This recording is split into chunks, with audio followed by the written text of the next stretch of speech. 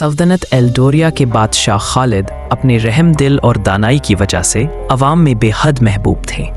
लेकिन जब पड़ोसी सल्तनत के साथ कशीदगी बढ़ने लगी तो खालिद को एक निहायत मुश्किल फैसला करना पड़ा। क्या वो अपनी दिफाई फौज को मजबूत करे या अपनी भूखी अवाम की मदद करे? जिम्मेदारी और हमदर्दी के दरमियान फंसे हुए बादशाह ने एक आम शहरी का रूप धारकर अपनी सल्तनत के दिल में जाने का फैसला किया ताकि अपने लोगों की मुश्किलात को खुद देख सके और समझ सके।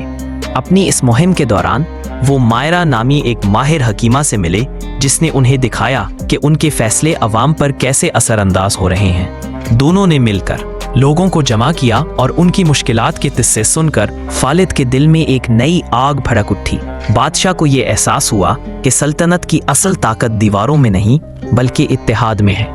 जब जंग करीब आ गई तो बादशाह को फैसला करना था, फौजी ताकत में सरमायाकारी करे या अपने लोगों के दरमियान भाईचारा और ताउन को फ़रोग़ दे। एक तारीख़ी इज्तिमा में खालिद ने अपनी असल शनाख्त ज़ाहिर की और एक जुरतमंदाना मंसूबा पेश किया। तमाम शहरियों को मुत्तहिद करके ऐसा निज़ाम बनाया जाए जो किसी भी ख़तरे का मुकाबला कर सके। कहानी का इख्तिताम एक दिल को छू लेने वाले मंजर पर होता है जहां पूरा मुल्क मुत्तहिद होकर दिखाता है कि मोहब्बत और इत्तेहाद खौफ पर कैसे फतह हासिल कर सकता है। बादशाह खालिद के इस इक़दाम ने न सिर्फ उनके दिल को बदल दिया बल्कि अवाम के दिलों में भी एक नया जोश और जज्बा पैदा किया। जब उन्होंने अपनी शनाख्त ज़ाहिर की तो लोग हैरान रह गए, मगर फ़ौरन बाद उनकी आंखों में इज्जत, फ़ख्र और मोहब्बत के आंसू छलक आए।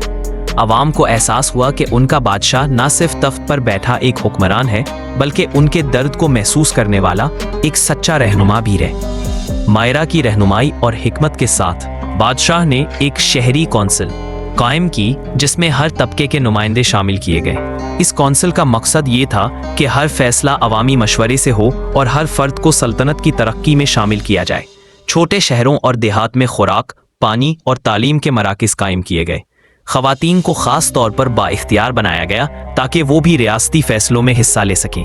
जब दुश्मन ने हमला किया तो फ़ौज के साथ साथ आम शहरियों ने भी अपनी सरजमीन की हिफाजत के लिए सफ़ें बांध लें। ये जंग सिर्फ हथियारों की नहीं बल्कि इत्तेहाद, ईसार और कुर्बानी की जंग थी। दुश्मन को न सिर्फ शिकस्त हुई बल्कि सल्तनत एल्डोरिया पूरी दुनिया के लिए एक मिसाल बन गई कि असल ताकत अवाम का यकजहती और मोहब्बत में है, ना कि महलात और कलों में। इस फतह के बाद सल्तनत एल्डोरिया में एक नया दौर शुरू हुआ। वो रोज़ाना अवामी अदालत में बैठते जहां हर फर्द को अपनी बात कहने का मौका मिलता। मायरा को सल्तनत की मुशावरती हिकमत कमेटी बनाया। अवाम की सरबराही सौंपी गई ताकि अवामी फलाह के मंसूबे साइंसी और तिब्बी बुनियादों पर तरतीब दिए जा सके। बादशाह ने तालीम को अव्वलीन तरजीह दी। हर गांव और शहर में स्कूल कायम किए गए जहां बच्चों के साथ साथ बड़ों को भी सीखने का मौका दिया गया।